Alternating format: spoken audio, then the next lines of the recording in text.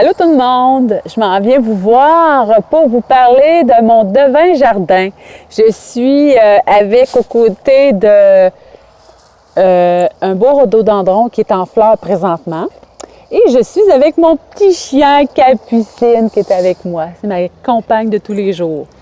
Devin jardin, qu'est-ce que c'est? Bien, c'est un lieu dans lequel vous avez la possibilité de vous ressourcer.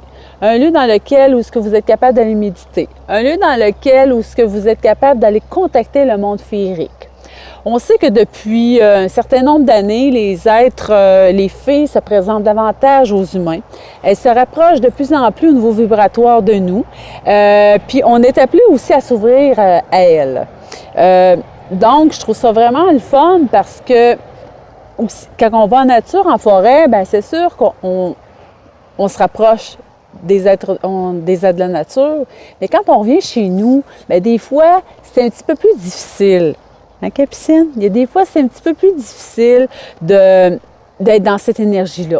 Et j'ai eu l'idée, moi, de faire ça avec mon expérience d'horticultrice de 16 ans, avec mon bagage en capacité de canalisation, avec ma capacité aussi de nettoyer et de neutraliser sur différents plans, et puis aussi avec mes grandes ailes de fée que je possède, vraiment d'harmoniser des espaces et des lieux. Bien, devin jardin, c'est ça. C'est de se ressourcer dans un endroit où ce que notre taux vibratoire va être élevé, où ce qu'on va être capable de contacter davantage les êtres de lumière et le monde féerique, où ce qu'on va être capable de se déposer, se ressourcer dans cet espace-là.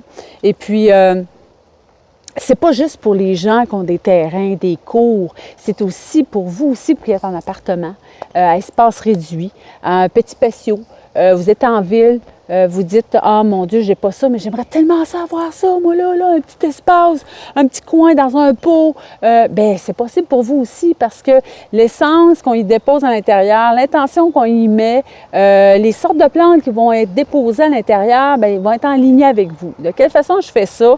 Bien, c'est sûr qu'on a une rencontre ensemble. Je vous fais passer un test de fée, dans le sens que je veux savoir, moi, si vous êtes plus une fée de terre, une fée d'eau, d'eau, d'air ou de feu.